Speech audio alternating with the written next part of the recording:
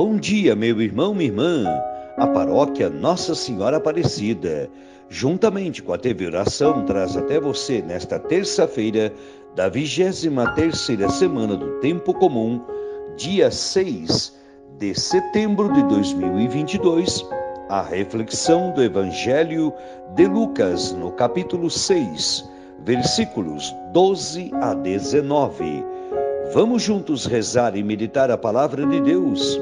A nossa proteção está no nome do Senhor, que fez o céu e a terra. O Senhor esteja convosco, Ele está no meio de nós. Proclamação do Evangelho de Jesus Cristo segundo Lucas. Glória a vós, Senhor. Naqueles dias, Jesus foi à montanha para rezar e passou a noite toda em oração a Deus. Ao amanhecer, chamou seus discípulos e escolheu 12 dentre eles, aos quais deu o nome de apóstolos: Simão, a quem impôs o nome de Pedro, e seu irmão André, Tiago e João, Filipe e Bartolomeu, Mateus e Tomé, Tiago, filho de Alfeu, e Simão, chamado Zelota, Judas, filho de Tiago, e Judas Iscariotes, aquele que se tornou o traidor. Jesus desceu da montanha com eles e parou no lugar plano. Ali estavam muitos dos seus discípulos e grande multidão de gente de toda a Judéia e de Jerusalém, do litoral de Tiro e Sidônia. Vieram para ouvir Jesus e serem curados de suas doenças. E aqueles que estavam atormentados por espíritos maus também foram curados. A multidão toda procurava tocar em Jesus, porque uma força saía dele e curava todos. Palavra da salvação. Glória a vós, Senhor. Meu irmão, minha irmã, no Evangelho que acabamos de ouvir, vemos o relato que Jesus nunca subestimou a sua missão. Ele sabia da grande responsabilidade que era escolher, dentre muitos, os 12 apóstolos que seriam os continuadores da sua obra aqui na terra. Portanto, ele subiu à montanha para, em oração ao Pai, fazer o discernimento. Quando desceu, ele estava seguro de que os seus escolhidos eram aqueles a quem o Pai havia destinado para pôr em prática o seu projeto salvífico. Até Judas teve o seu papel específico no plano da salvação de Deus Pai.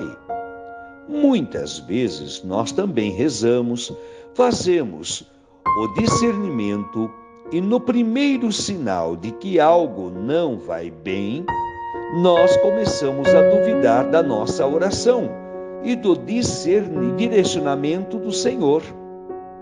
Fica para nós o exemplo que Jesus ainda não sabia que entre os escolhidos havia um traidor, mas nunca duvidou de que fez a escolha certa segundo a vontade do Pai. Para muitas coisas na vida, nós não nos preparamos, nós não nos aprimoramos. Porém, nas tomadas de decisões, nós nos confundimos e não temos o mesmo cuidado. Agimos por impulso, por sentimento, por preferências pessoais. Jesus veio ao mundo não apenas para nos salvar da morte eterna. Ele veio nos ensinar a viver a vida em harmonia com o pensamento de Deus e assim descobrir o que é ou não agradável ao Pai a fim de cumprir no mundo a missão que nos é proposta.